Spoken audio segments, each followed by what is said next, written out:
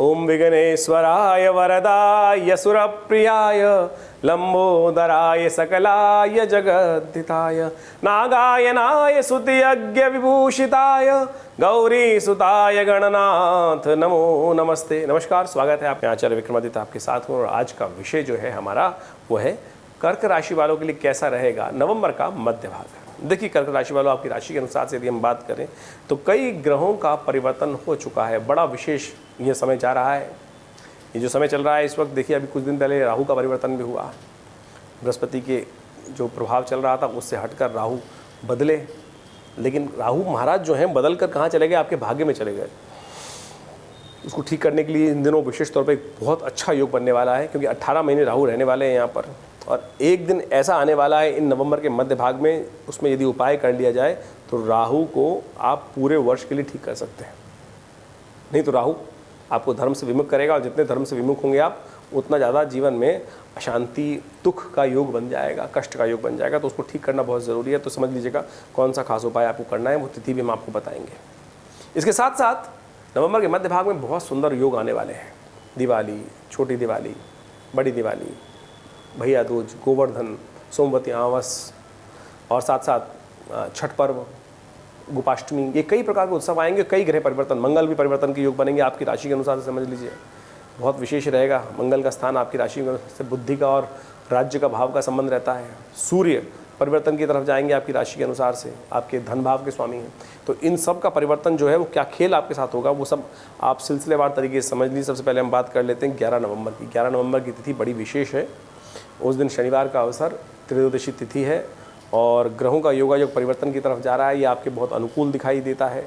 आप अच्छे मोटिवेट रहेंगे और कई क्षेत्रों में कार्य करने का सुंदर अवसर रहेगा। धन आगमन के चांसेस बहुत सुंदर तरीके से बन रहे हैं। सुबह का समय आपके लिए ज़्यादा दोपहर के बाद का समय अच्छा दिखाई देता है। तो मोटिवेट होकर काम करने का प्रयास करें। 2-3 दिन आपके लिए बड़े अच्छे हैं। दिवाली का महापर्व आपके लिए बड़ा सुंदर हो सकता है। ऐसे में कोशिश ये करें कुछ खास उपाय कर लें। ऐसे में मंगल का परिवर्तन होने जा रहा है। मंगल आपकी राशि के अनुसार से वृश्चिक में जा रहे हैं, लेकिन कमज़ोर होकर जा रहे हैं। वो मंगल अस्त हैं, इसलिए जितना लाभ होना चाहिए वो देंगे नहीं, उसको ठीक करना पड़ेगा आपको। आज वो तिथि है, उस दिन बात करें तो 11 नवंबर की वो तिथि है, कैसे ठीक कर सकते हैं। इस दिन हनुमान जयंती है। मंगल का संबंध बहुत सुंदर तरीके से हनुमान जी के साथ रहा है। कहा जाता है मंगल को जन्मे मंगल ही करते हनुमान जी। तो मंगलवार के दिन विशेष तौर पर हनुमान जी का जन्म भी माना जाता है और विशेष तौर पर सुंदर तरीके से मंगल के संबंध साथ जोड़ा गया है।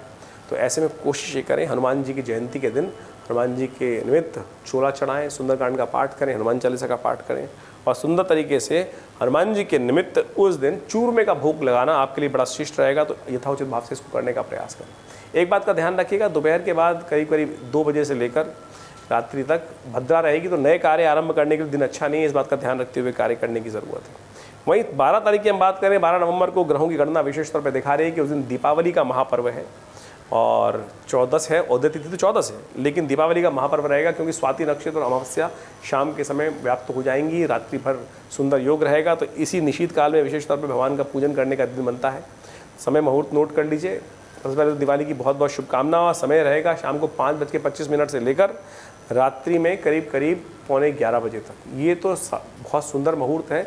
सिंह लग्न भी इसमें विराजमान हो जाएगी। निश्चित काल भी रहेगा, तो सुंदर प्रदोष काल भी रहेगा। ऐसे में तो सुंदर तरीके से घर परिवार के साथ आनंद भाव से भगवान का पूजन अनुसूच साया माना जाता है आधा दिन। तो जो भी कार्य आरंभ करना चाहते हैं, शुभ पुण्य का लाभ लेना चाहते हैं, तो बहुत सुंदर तरीके से इसको लेने का प्रयास आपको करना चाहिए। क्योंकि चतुर्दशी के साथ दीपावली मनाई जा रही है, तो बहुत सुंदर रहेगा। सुबह का समय आपके लिए, अमावस्या भी दोपहर के बाद आएगी, तो सुबह का समय नए कार्यों के लिए, कुछ नया करने के लिए, घर में कुछ शुभ लाने के लिए बहुत सुंदर समय है। इसका पूर्ण तरह से लाभ लेने का प्रयास कीजिए। भगवती महालक्ष्मी को पूजन करें, कल्याण के योग बनेंगे। सिद्ध महायंत्र, सिद्ध विशेष तौर पर श्री यंत्र जो है उसको घर में स्थापना करें, उस पर महालक्ष्मी का पूजन करें, बड़ा सुंदर योग बनेंगे आपके लिए। 13 नवंबर की यदि बात करें तो उस दिन दीपावली एक दिन पहले हो गई है। अमावस्या उदय तिथि होने के बावजूद भी उस दिन दिवाली एक दिन पहले बन गई है। ये दिन बीच में खाली रहेगा, लेकिन ऐसा ना समझे इसका महत्व कम हो गया इस बार। खाली होने के बावजूद भी इसका अत्यधिक महत्व है, क्योंकि उस दिन सोमवती अमावस्या का योग पड़ रहा है। दिन आपके अनुकूल है ग्रहों के दृष्टिकोण से। अब यदि समझें तो बहुत सुंदर रहेगा। बस केवल मैं ना करिएगा ज़्यादा कि हम कर लेंगे, हम ऐसे कर लेंगे। कोशिश करें थोड़ा छोटा बन के सबके साथ चलते हुए कार्य करने का प्रयास करें। दिवाली का पर्व चल रहा है, थोड़ा छोटा बनकर हर चीज़ में एरोगेंसी दिखाना ठीक नहीं रहेगा। इस बात का ध्यान रखते हुए आपको काम करना चाहिए कर्क राशि वालों। थोड़ा मंगल एटीट्यूड आपके अंदर बढ़ाता दिखाई दे रहा है। दिवाली के पर्व को खराब मत कीजिएगा, क्योंकि फिर सब लोग टूट जाते हैं। थोड़ा जो सरल रहता है उसके साथ सब जुड़े रहते हैं। तो इन दिनों आपका प्रवृत्ति ऐसी है कि केवल अपने अपने दृष्टिकोण से अपने दिखाने का प्रयास कर सकते हैं, वहाँ कष्ट हो सकता है। तो मैंने कहा कि ये दिन बहुत अच्छा है ग्रहों के दृष्टिकोण से, ऐसे में इसका उपयोग करने का प्रयास करना चाहिए। आपका राहु जो है भाग्य स्थान में चला गया है, और ये पूरे वर्ष में ऐसा दिखाई देता है कि जो धर्म कार्य से आपको विमुख करेगा, और जितना धर्म से विमुख करेगा उतना ज़्यादा आपके जीवन में अशांति का वातावरण बन जाएगा। ये एक तिथि है जो विशेष तौर पे हम बताने जा रहे हैं। 13 नवंबर को जो तिथि बन रही है सोमवती अमावस की, इस दिन एक खास उपाय आप कर लें तो कहा जाता है कि आप राहु को बहुत बढ़िया तरीके से उसके दुष्प्रभाव को ठीक करने का उपाय कर सकते हैं।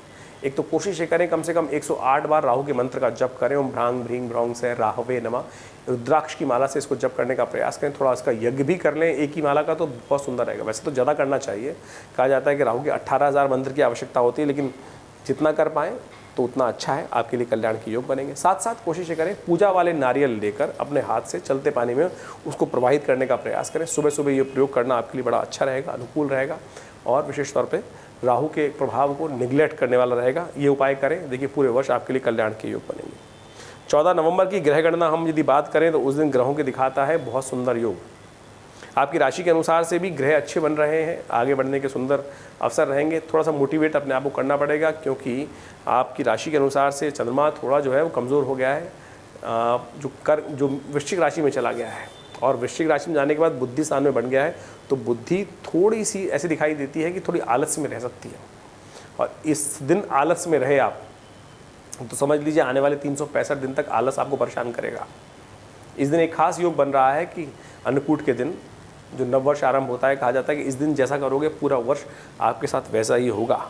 भगवान कृष्ण का सुबह सुबह पूजन करें, साथ साथ कोशिश करें, इस दिन मंगलवार भी है और आने वाले समय में मंगल थोड़ा कमज़ोर होगा, तो हमने उसके लिए एक सुंदर कार्य किया है अपने विवेकानंद योगाश्रम में। हमने नवग्रह शांति महायज्ञ, साथ साथ सुंदरकांड का पाठ और विशाल भंडारा और गोवर्धन की पूजा का कार्यक्रम रखा है, जो करीब करीब शाम को 5 बजे से आरंभ होगा और रात्रि में 10 बजे तक चलेगा। तो आप सब उसमें सम्मिलित हो सकते हैं। कोई फीस नहीं है, कोई संस्थान की तरफ से चार्ज नहीं दिया जाता इन सब कार्यक्रमों की तरफ से। आप सब सम्मिलित हो सकते हैं विवेकानंद योगाश्रम में, सब आ सकते हैं। ये समस्त कार्यक्रमों में यज्ञ इत्यादि में बैठ सकते हैं। जो नंबर चल रहे हैं उनमें अपना स्थान जरूर आरक्षित करा लीजिएगा, इससे कष्ट ना हो और सबको आराम से सुंदर कार्यक्रम में सम्मिलित होने का अवसर मिल जाए। 15 नवंबर की ग्रह गणना हम देखें तो उस दिन द्वितीया है और भाई दूज का सुंदर पर्व है। ग्रह योग आपके अनुकूल बने हुए हैं और बस आपको अपने आप को मोटिवेट करने की ज़रूरत है। चंद्रमा क्षीण होने की वजह से थोड़ा सा समस्या दिखाई देती है, तो एक काम करें, दूध का दान करें। और विशेष तौर पर जितने भी आप गरीबों को दूध का दान कर सकते हैं, भाई बहनों के साथ अच्छे संबंध रखें और कोशिश करें भाई लोग बहनों के घर जाके भोजन करें और बहनें भाइयों की रुचि के अनुसार भोजन कराएं। ये सबसे श्रेष्ठ उपाय है। कहा जाता है कि इस दिन यमुना जी का पूजन करना चाहिए और एक गन्ने को विशेष तौर पे इस ग्रह के आपके दृष्टिकोण से यदि देखें तो गन्ने एक आग के पत्ते पर एक दिया रखकर गन्ने के डंडे से उसको प्रवाहित कर देना चाहिए अपने कष्टों को दूर करने के लिए। ये नज़र अलाए बलाएँ सबको दूर करने का योग बना सकता है। अपने समस्त परिवार के लिए एक एक पत्ता आग का लेकर उसके ऊपर एक जलता हुआ दीपक रखकर शाम के समय गंगा जी जमुना जी में या नदी में उसको प्रवाहित करने का प्रयास करना चाहिए। किसी भी नदी में, किसी पोखर में इसको प्रवाहित करते हैं और थोड़ा डंडे से, गन्ने के डंडे से उसको हिला दें। ओम यमाय नमः इस मंत्र का जप करते हुए ये यम के निमित्त जो दीप का किया जाता है, पितरों के निमित्त दीप का इस प्रकार से जो प्रवाहित किया जा रहा है, कहा जाता है समस्त प्रकार के कष्टों को दूर करने का योग बनाता है। तो इस दिव्य उपाय को करें, कल्याण होगा। 16 तारीख की हम बात करें तो उस दिन ग्रहों की गणना विशेष तौर पर बड़ी सुंदर बन रही है। आपकी राशि के अनुसार से परिवर्तन का योग बन रहा है और ये परिवर्तन आपकी राशि के अनुसार से यदि हम बात करें थोड़ा स्वास्थ्य के मामले में भारी पड़ सकता है। कई ग्रहों का परिवर्तन हो रहा है। चंद्रमा परिवर्तन होगा, स्वास्थ्य खराब कर सकता है। मंगल परिवर्तन की तरफ जा रहा है, सूर्य परिवर्तन की तरफ जा रहा है। मंगल वृश्चिक राशि में जाएंगे आपके पंचम भाव में, वहीं सूर्य भी रात्रि में करीब 1:10 पर परिवर्तन की तरफ योग बनाएंगे। तो ऐसे में कई ग्रहों का उपचार करने की ज़रूरत है, अन्यथा ये ग्रह थोड़े से आपको परेशान करने की योग बना सकते हैं। चंद्रमा 2-3 दिन के लिए थोड़ा सा आपको डिमोटिवेट कर सकता है, स्वास्थ्य के मामले में कष्ट दे सकता है।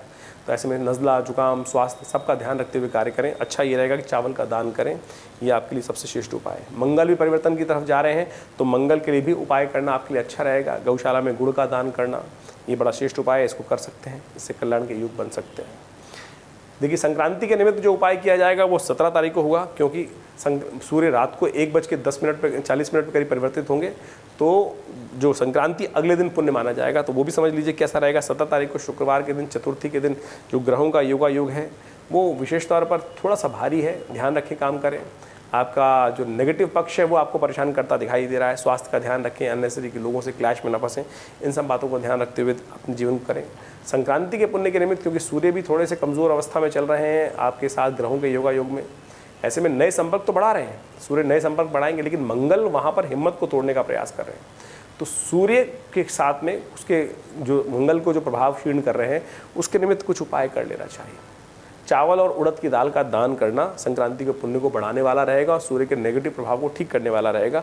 ये उपाय अवश्य करें। सूर्य को जल दें, सूर्य को अर्घ दें, ये सब उपाय करके लाभ ले सकते हैं। 18 नवंबर को पंचमी तिथि है और उस दिन ग्रहों का परिवर्तन का योग आपके लिए पॉजिटिव रहता दिखाई दे रहा है और ये आपके अंदर मोटिवेशन जगाता दिखाई दे रहा है। शनिवार का अवसर, और इस दिन कोशिश ये करें साबुत उड़द का दान करें और इस समय का लाभ लेने का प्रयास करें। 19 नवंबर को यदि ग्रह गणना देखें, उस दिन छठ महापर्व है, रविवार का दिन है, तो सप्तमी तिथि क्षय है। ग्रह गणना आपके लिए अनुकूल है और ऐसे में सूर्य के कारण से जो सप्तमी तिथि बढ़ रही है, षष्ठी तिथि, दोनों का सम्मिलित प्रयास हो गया है। तो ऐसे में सूर्य के निमित्त कुछ खास उपाय करना चाहिए। सूर्य को जल देना चाहिए और नमक का दान करना चाहिए किसी देवस्थल में जाकर। यह आपके लिए सुंदर पर्व रहेगा। 20 तारीख को ग्रह गणना हम देखें नवंबर की जो बन रही है, 20 नवंबर के दिन अष्टमी तिथि है, गोपाष्टमी है और उस दिन ग्रहों का योगायोग आपके लिए सुबह का समय तो अच्छा दिखाई देता है, लेकिन दोपहर के बाद थोड़ा सा समय भारी दिखाई देता है। तो ऐसा ध्यान रखें कि सुबह सुबह महत्वपूर्ण कार्य निपटाने का प्रयास करें। गोपाष्टमी है, यदि एक उपाय कर लें तो ये ग्रहों का समय अनुकूल होगा। गौ माता का पूजन करें, गाय के गौशाला में जाकर उनका विधिवत पूजन आरती कर अपने पुण्य को जगाने का प्रयास करें। ये सुंदर उपाय है, इसके द्वारा ग्रहों को पॉजिटिव करें, कल्याण होगा। नमस्कार।